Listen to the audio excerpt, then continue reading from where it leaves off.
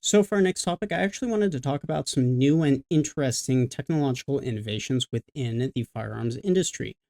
First up, I wanted to talk about PMAX Tactical and FryTech. So what's interesting about this is FryTech has a magnetic buffer system design that he's adapted to a number of different platforms. Let's see here. Basically replacing your standard hydraulic or spring buffer tube system with a magnetically driven one. He also has a number of other prototypes that he's working on for, I believe it is magnetic locking systems and delays, but this is actually very interesting to me. Some of the videos that he's posted are actually rather interesting because it seems like his claims of this buffer system dramatically reducing recoil, as you can see here in the video, actually seem like they might pan out here. And if this system can prove to be durable with longevity testing and come in at a reasonable price point, I think this could be the next thing we see in upgrades for AR-15 pattern rifles. This is really interesting to me, and it's something that I've been keeping my eye on for some time. Um, Also, is other experiments with recoil systems for pistols as well seem to be bearing fruit as well.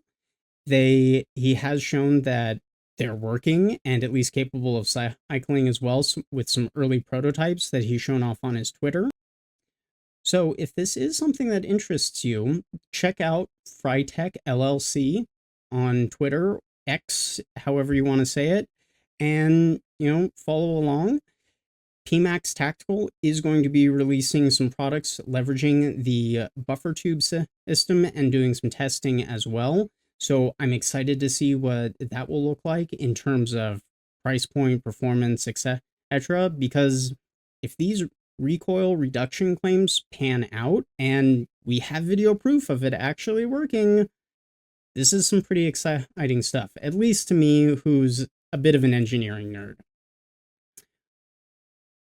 But they're not the only, but FryTech is not the only one who's trying to push the technology envelope forward.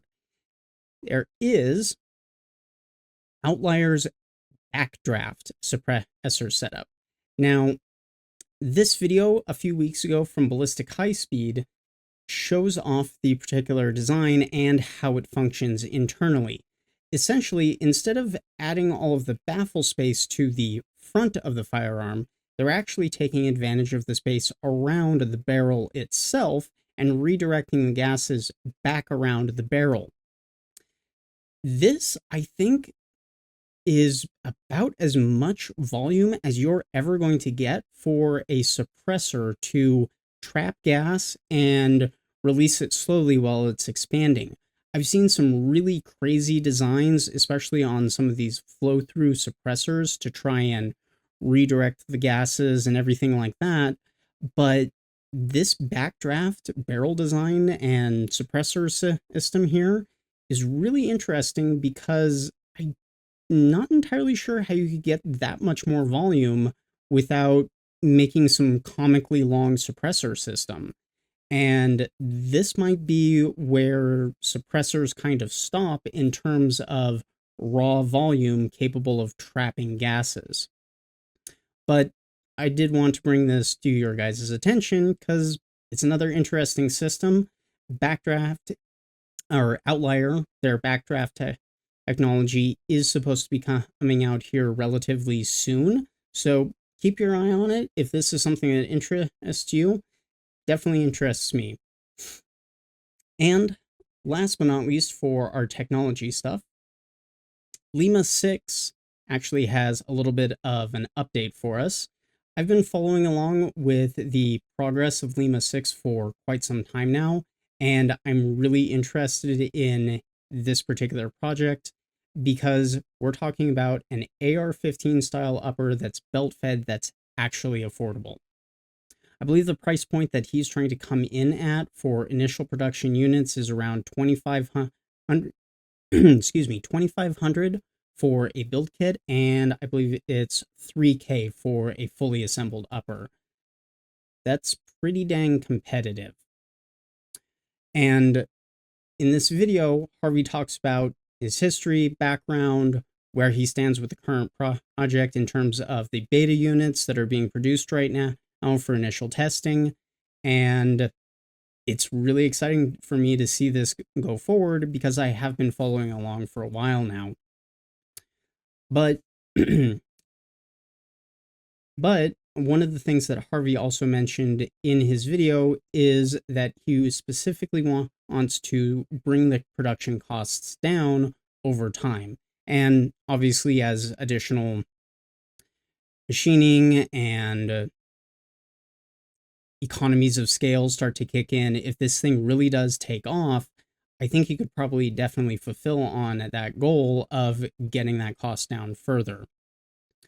But if you are interested, like me, in a belt-fed AR-15 upper and don't want to spend the ridiculous price points for the one or two other options that are actually out there on the market, check out Lima Six. It's at Lima Six Underground at L6 Underground on X.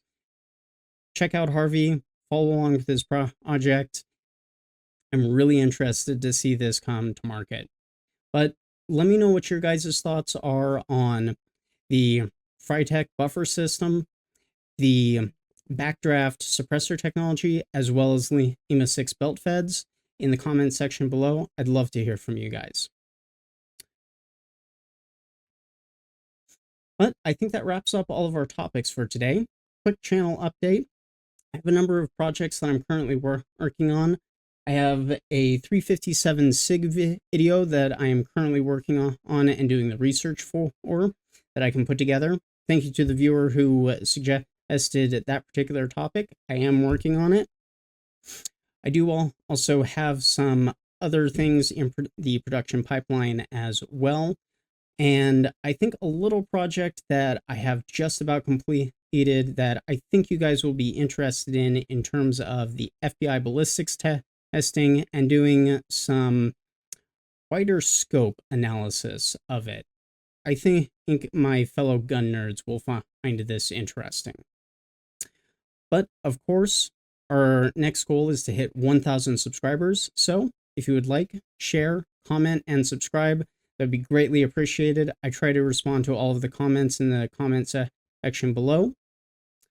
But until next time, I'm Anders, E.T. Herzberg for the Cap and Ball Saloon, hoping to see you all again real soon.